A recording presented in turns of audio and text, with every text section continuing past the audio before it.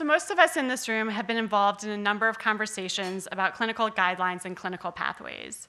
And we were interested in understanding what patients actually know about clinical guidelines. Just over half of the respondents reported that they had not even heard of the term clinical practice guidelines. And more than 60% had little to no awareness of whether the treatment decision was based, whether their treatment decision was based on clinical practice guidelines.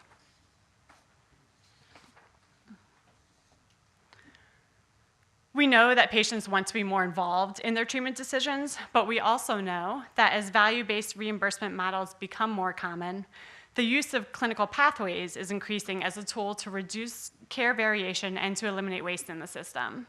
So we were interested in understanding patient awareness of clinical pathways as well. And almost 3/4 of patients had never heard of the term clinical pathways.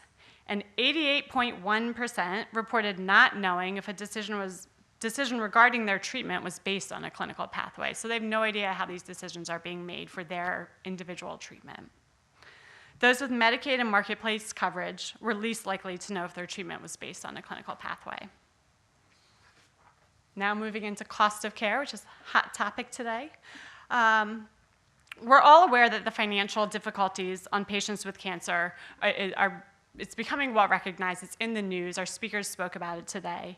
And the results of our study really confirm what has been previously stated in other reports, that the cost of care is a major concern for people with cancer.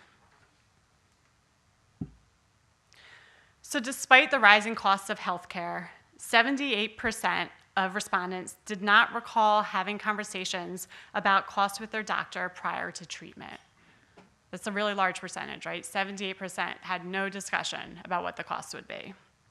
And this is especially concerning to us, given that nearly half of the patients in the report stated that in the last 12 months, their out-of-pocket costs have been larger than expected. So they're not having these conversations, and then they're shocked when they receive the bill for care that's already happened. So why aren't they having these discussions with their providers? The main reason that patients reported not discussing costs of treatment with their doctors was that the physician didn't bring it up. So that was 51% of the respondents noted that. It is the cancer support community's position that patients need to be educated and active in their care, and they need to be advocates for themselves, and they need to have access to tools to help them have those conversations because of this fact. But interestingly enough, there's a smaller subset who are embarrassed and who did not want to be difficult patients, so they didn't bring up the cost, which is horrible to think of. And there were those who felt that talking about costs would lead to lower quality care.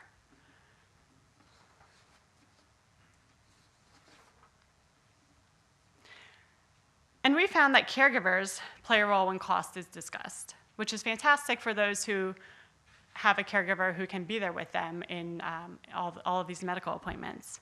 So as a matter of fact, 68% of those that did have cost discussions did have a caregiver present. But I would argue, what about those who didn't have someone to take them to the doctor? Other things which may help patients in their treatment decisions would be the use of a tool to help them have these conversations.